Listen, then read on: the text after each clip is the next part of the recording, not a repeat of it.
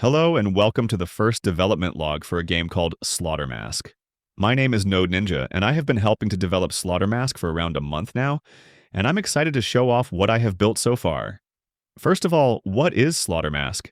Slaughtermask is a third-person action horror game combining the deliberate combat systems of Souls-like titles with the aesthetic and narrative tone of 1980s VHS slasher films. The game is designed for players who enjoy challenging, skill-based gameplay paired with atmospheric storytelling and strong thematic identity.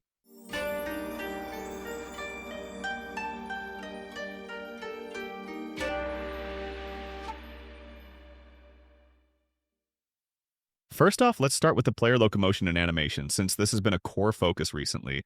I'm using an animation layer approach, similar to Epic's setup in the Lyra sample. The main system is built around a simple state machine with idle, cycle, and stop states, and each of these states connects to animation layers that live inside their own separate animation blueprint. This keeps things organized and makes it easier to expand later. Inside that separate blueprint is where most of the functionality lives. It handles picking the correct animations and also takes care of orientation warping. Orientation warping is what lets the character move smoothly in 8 directions while only relying on 4 directional movement animations, which keeps the system efficient without sacrificing quality. The cycle animations themselves have 2 variations, one with the hips facing forward and one facing backward. This small detail makes a big difference.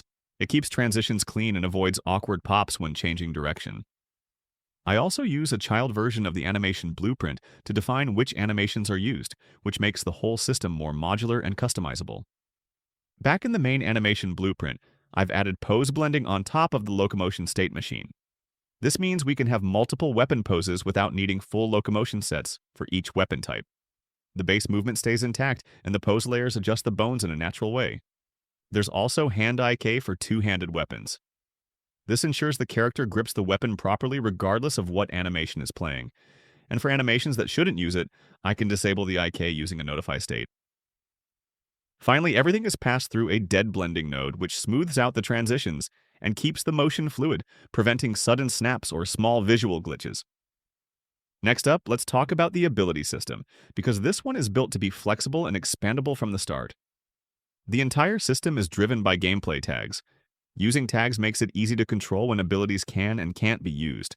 For example, blocking certain abilities while others are active, or setting up abilities that can be unlocked as the player progresses through the game.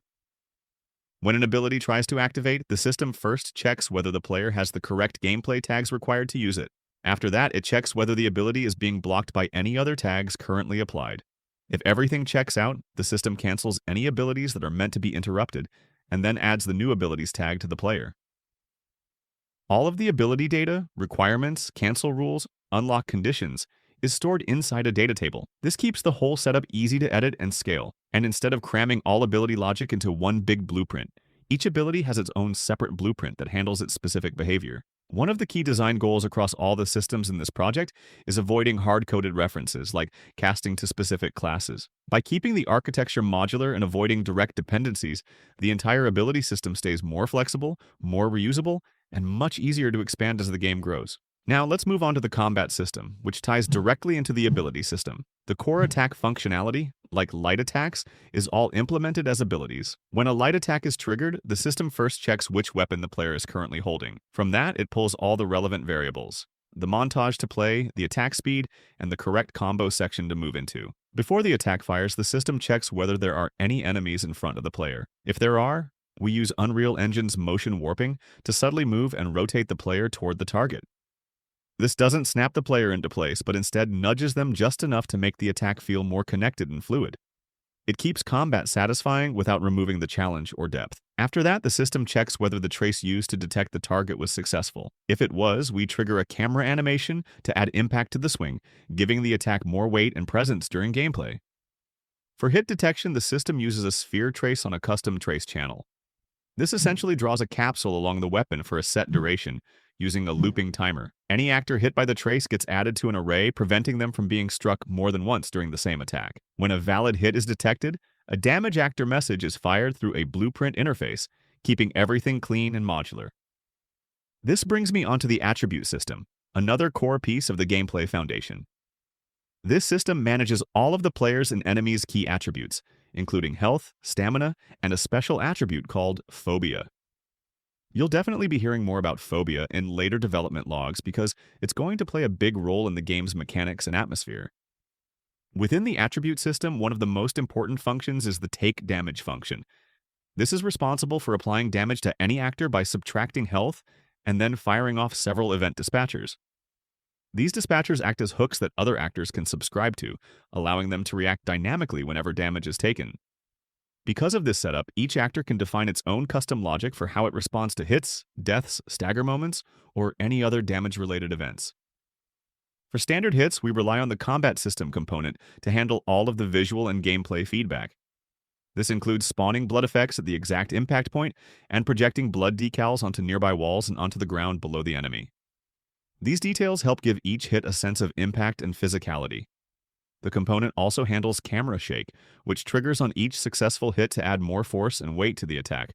There's also a slow motion ability built into the component that can be toggled on or off depending on the scenario. Once the damage is processed, we then play a hit reaction montage based on the direction the hit came from. To calculate that direction, we do some vector math. We take the dot product of the enemy's forward vector and the incoming hit location. From there, we calculate the angle in degrees, which lets us determine whether the impact came from the front, back, left, or right.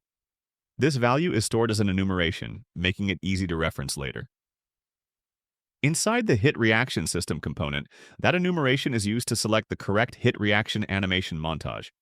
So whether the enemy gets struck from behind, clipped from the left, or hit head-on, the system always picks the appropriate response animation automatically. We do the same for our death event. First, we run our damage response function to ensure that all effects are played correctly, and then we play an animation montage based on our current hit direction enumeration state. And finally, we've added a target lock-on system.